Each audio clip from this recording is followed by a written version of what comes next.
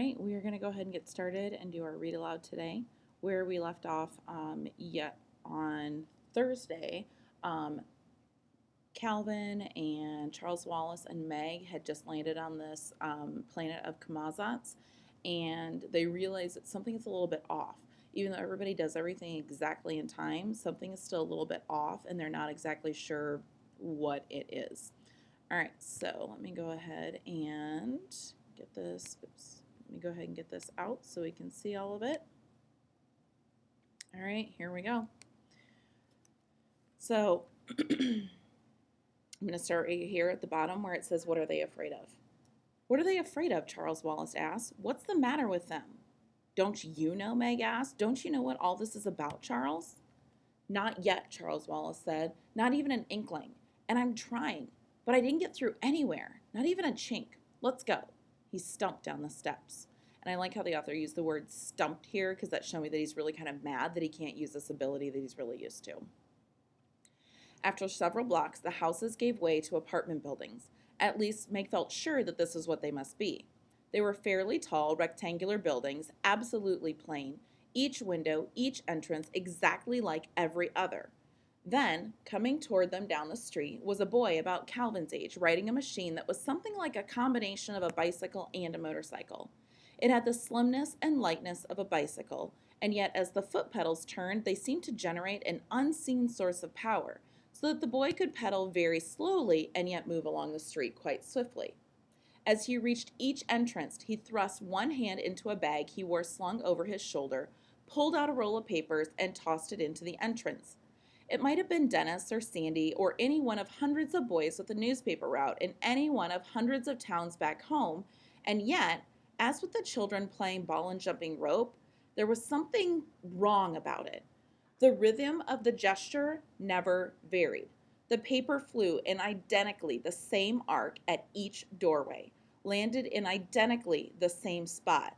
It was impossible for anybody to throw with such consistent perfection. Calvin whistled. I wonder if they play baseball here. As the boy saw them, he slowed down on his machine and stopped. His hand arrested as it was about to plunge into the paper bag. What are you kids doing out on the street? He demanded. Only route boys are allowed out now, you know. No, we don't know it, Charles Wallace said. We're strangers here. How about telling us something about this place? You mean you've had your entrance papers processed and everything? The boy asked. You must have it if you're here, he answered himself. And what are you doing here if you don't know about us? You tell me, Charles Wallace said. Are you examiners? The boy asked a little anxiously. Everybody knows our city has the best central intelligence center on the planet. Our production levels are the highest. Our factories never close. Our machines never stop rolling. Added to this, we have 5 poets, 1 musician, 3 artists, and 6 sculptors, all perfectly channeled. What are you quoting from? Charles Wallace asked. The manual, of course, the boy said. And again, I'm going to point out here, look how the word manual, they capitalized it to show that it's something really important. The manual, of course, the boy said. We are the most oriented city on the planet. There has been no trouble of any kind for centuries. All Kamazats knows our record. That is why we are the capital of city of Kamazats. That is why Central Intelligence is located here. That is why it makes its home here. There was something about the way he said it that made a shiver run up and down Meg's spine. And again, look, not just Central Intelligence, but the Central Intelligence. And not it lowercase. And what I like about this, what the author did, is she didn't just capitalize the first letter of it, she capitalized the entire word of it, which let us know that whatever it is a really big deal. But like Meg said, it's also something that's a little scary. But Charles Wallace asked briskly, where is this Central Intelligence Center of yours? Central, the boy corrected. Just keep going and you can't miss it. You are strangers, aren't you? What are you doing here? Are you supposed to be asking questions? Charles Wallace demanded severely. The boy went white, just as the woman had. I humbly beg your pardon. I must continue my route now, or I will have to talk my timing into the explainer. And he shot off down the street of his machine. Charles Wallace stared after him. What is it? He asked Meg and Calvin. There was something about the way he talked, as though, well, as though he weren't really doing the talking. Do you know what I mean? Calvin nodded thoughtfully. Funny is right. Funny peculiar. Not only the way he talked either. The whole thing just smells. And not smells as in stinky, but smells as in like something is not quite right. Come on, Meg pulled at them. How many times was it that she had urged them on? Let's go find Father. He'll be able to explain it all to us. They walked on. After several more blocks, they began to see other people, grown-up people, not children, walking up and down and across the streets. These people ignored the children entirely, seeming to be completely intent on their own business. Some of them went into the apartment buildings. Some of them were heading in the same direction as the children. As these people came to the main street from the side streets, they would swing around the corners in an odd, automatic stride, as though they were so deep in their own problems and the route so familiar that they didn't have to pay any attention to where they were going. After a while, the apartment buildings gave way to what must have been office buildings, great stern structures with enormous entrances. Men and women with briefcases poured in and out. Charles Wallace went up to one of the women, saying politely, "Excuse me, but could you please tell me?" But she hardly glanced at him as she continued on her way. Look, Meg pointed. Ahead of them, across the square, was the largest building they had ever seen, higher than the Empire State Building and almost as long as it was high. This must be it, Charles Wallace said. Their Central Intelligence, or whatever it is. Let's go on.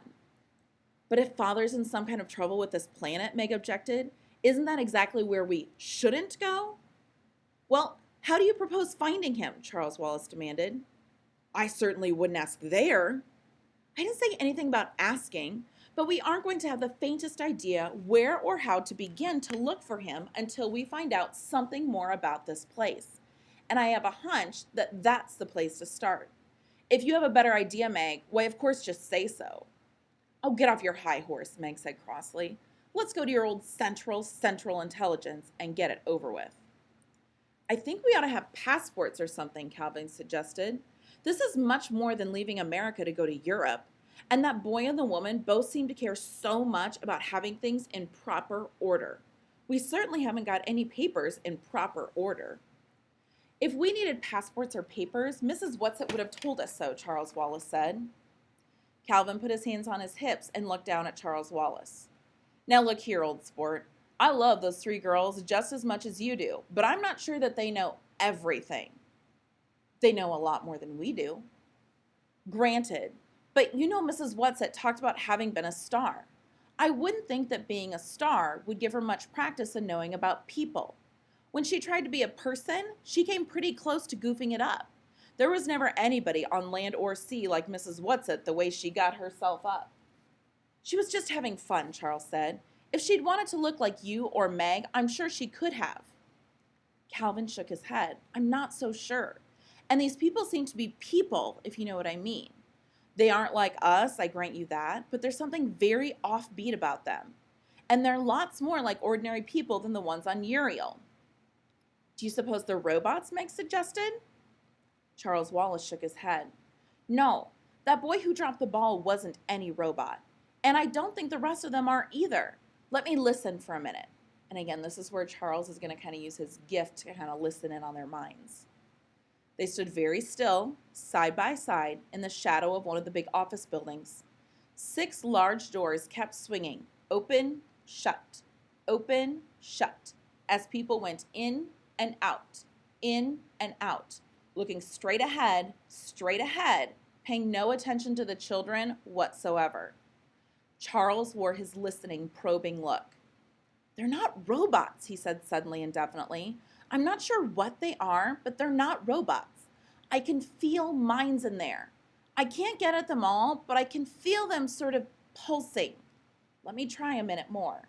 And I love the repetition that the author puts here. Open, shut, in, out, straight ahead. This would definitely be again and again. And what the author's doing here by putting this in is it's really helping us to understand that repetition that they're doing that's almost automatic. And in fact, it's so automatic, the kids even think to themselves, are they robots? Because they don't think that a human person would be able to have this repetition and be able to do it so neatly. Again, it kind of lets us know that something is a little bit off. Okay, showing us the repetition. All right. The three of them stood there very quietly. The doors kept opening and shutting, opening and shutting. There's that again and again and again.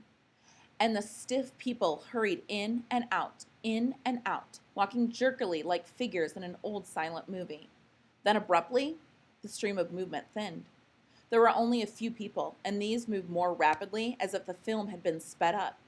One white-faced man in a dark suit looked directly at the children and said, "Oh dear, I shall be late," and flicked into the building. "He's like the White Rabbit," Meg giggled nervously, and that's a reference to Alice in Wonderland. "I'm scared," Charles said. "I can't reach them at all. I'm completely shut out." "We have to find Father," Meg started again. "Meg," Charles Wallace's eyes were wide and frightened.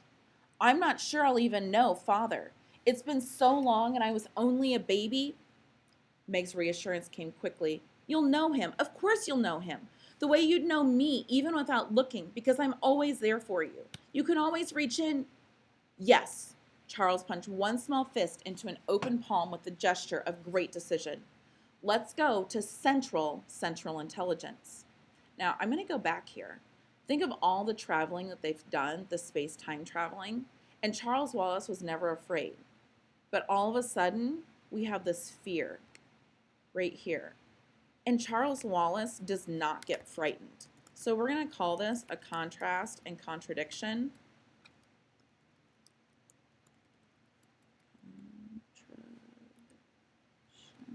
Okay, because Charles Wallace is usually not afraid. And I think it's kind of interesting that the moment that he gets afraid is when they talk about their father. And it's showing that while he has this confidence, he really does have this fear that he's not going to be able to help their father. Okay? All right. Calvin reached out and caught both Charles and Meg by the arm. "You remember when we met and I asked you why I was, and you asked me why I was there? And I told you it was because I had a compulsion, a feeling I just had to come at that particular place at that particular moment?" "Yes, sure. I've got another feeling. Not the same kind, a different one. A feeling that if we go into that building, we're going into terrible danger." And that's the end of our chapter. The next chapter is called The Man with the Red Eyes. And that's where we're going to stop for today.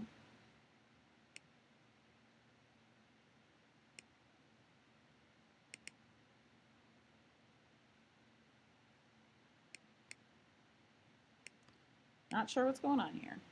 Cancel. Sorry, I'll get this figured out. Okay, hope you all are being good.